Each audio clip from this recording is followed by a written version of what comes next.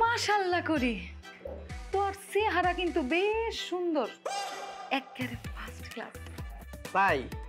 তুমিও কিন্তু দেখতে অনেক সুন্দরী। আই জানি, আর পরিবারের ব্যাকে আরে বিশ্ব সুন্দরী করে বলাই।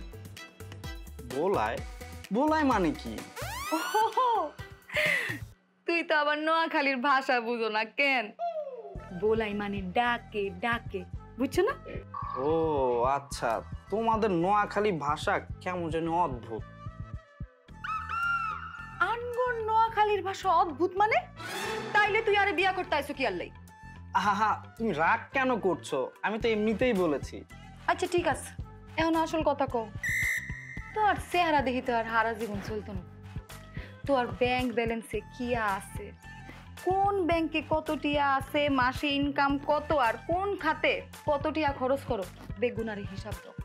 তার হরে এই সিদ্ধান্ত নিও যে তোমার এ বিয়া করা যাইবো কি যাইতো না। এটা তুমি কি বললা?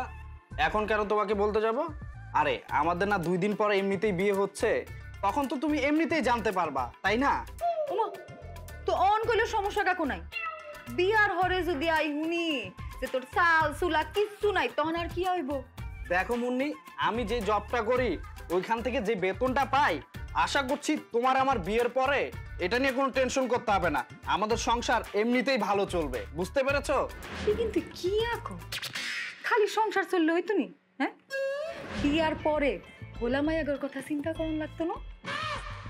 আর তো তোরে এখন সন্দেহ লাগে, আর মনে হয় তুই হাসা হাসা কোনো দিন মুসুর।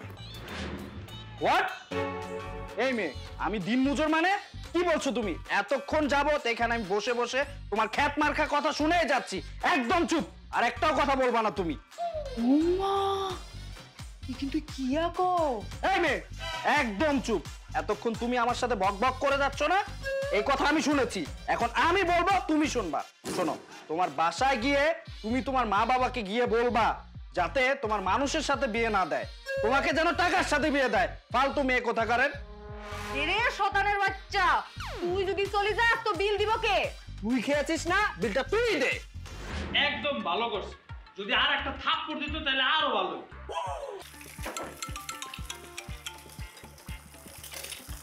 মামা কোন? তুই কিছু শুনছস এলাকায় কি হইতেছে? হ্যাঁ সব শুনছি সব কানে আইছে আমার। তাইলে আর হাত গুটায় বসে আছিস কেন, নাকি ভয় পাস? এটা কোনো কথা কইলেন মামা? আমি পামু ভয়? আমি সব কিছু সেটিং করে রাখছি, খালি সময় ডাইতে দেন, আমি আমার সময় মতো ঠিক কামটা করে ফেলবো, আপনি নিশ্চিন্তে থাকেন।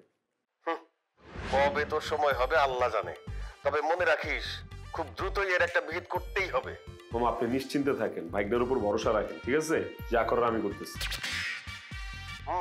আমি তো নিশ্চিন্ত থাকবোই, আর ওরা ঢাকা শহর পুরাটাই দখল করবে। ভাগ্যের উপর ভরসা রাখেন মামা।